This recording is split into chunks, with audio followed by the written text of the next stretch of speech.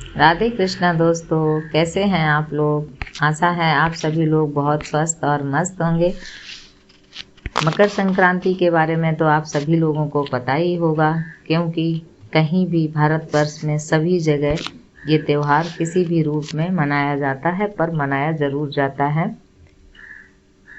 कहीं पर खिचड़ी कहते हैं तो कहीं पर मकर संक्रांति कहते हैं तो कहीं पर पतंग का त्यौहार कहते हैं, पर मनाते ज़रूर हैं। उत्तर भारत में कड़ाके की सर्दी पड़ रही होती है इस समय, तो इसमें तिल का भी सेवन किया जाता है इस त्यौहार में। इसलिए इसे तिल का त्यौहार भी कहते हैं, तिलकूट भी कहते हैं। पौष मास में जब सूर्य धनु राशि को छोड़कर मकर संक्रांति में प्रवेश करते हैं, जब मकर संक्रांति का पर्व मनाया जाता है। और यह सूर्य धनु राशि से मकर राशि में प्रवेश करते हैं, इसीलिए इसे मकर संक्रांति के नाम से जाना भी जाता है। यह एकमात्र ऐसा त्यौहार है जिसे संपूर्ण भारतवर्ष में मनाया जाता है।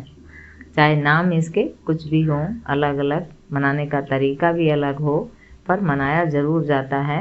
वैसे तो यह पर्व जनवरी माह की 14 तारीख को ही मनाया जाता है, लेकिन कभी कभी यह त्यौहार 12, 13 या 15 तारीख को भी मनाया जाता है, क्योंकि यह त्यौहार पूरी तरह से सूर्य के मकर राशि में प्रवेश करने के दिन ही मनाया जाता है। और सूर्य सामान्यतः 12, 13 या 14 या 15 जनवरी में किसी भी दिन मकर राशि में प्रवेश करते हैं। इस बार भी यह पर्व 15 को ही मनाया जाएगा। हिंदू धर्म में माह की 2 पक्षों में बांटा गया है, कृष्ण पक्ष और शुक्ल पक्ष। ठीक इसी तरह वर्ष को 2 आयनों में बांटा गया है, उत्तरायण, दक्षिणायन। यदि दोनों को मिला दिया जाए तो एक वर्ष हो जाता है। मकर संक्रांति के दिन सूर्य की उत्तरायण की गति प्रारंभ हो जाती है, इसलिए इसे मकर संक्रांति को उत्तरायण भी कहते हैं कहीं कर पर। और हिंदू धर्म की मान्यताओं के अनुसार अगर देखें तो भगवान विष्णु ने असुरों का अंत भी इसी दिन किया था।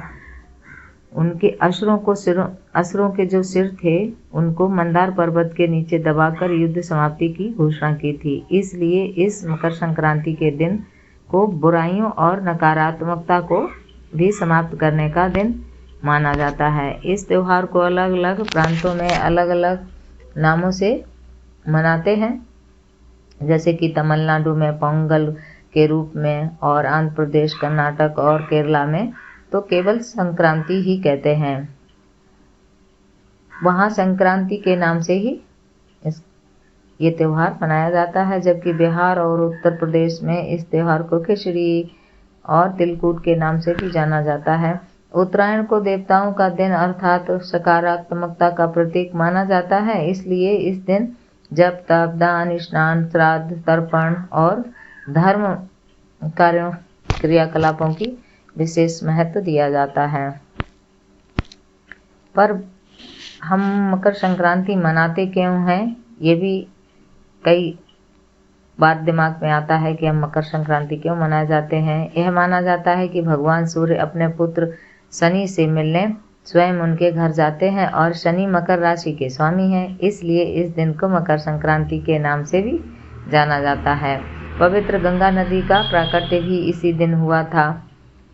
अवतरण धरती पर हुआ था, इसलिए इस मकर संक्रांति का पर्व मनाया जाता है। महाभारत में पितामह भीष्म ने इस सूर्य के उत्तरायण होते ही स्वेच्छा से शरीर का परित्याग किया था।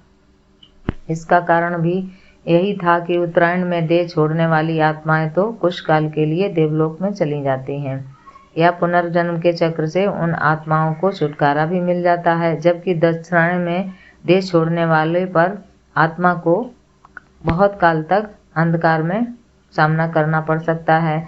स्वयं भगवान श्री कृष्ण ने उत्तरायण का महत्व बताते हुए कहा कि उत्तरायण के 6 मास के शुभ काल में जब सूर्य देव उत्तरायण होते हैं और पृथ्वी प्रकाश में रहती है, तब इस प्रकाश में शरीर का परित्याग करने से व्यक्ति का पुनर्जन्म नहीं होता है, और ऐसे लोग सीधे ही ब्रह्म को प्राप्त होते हैं। इसके विपरीत जब सूर्य दक्षिणायन होता है, तब पृथ्वी अंधकार में होती है, और इसी प्रकार अंधकार में शरीर का त्याग करने वाले पर पुनः जन्म लेना पड़ सकता है।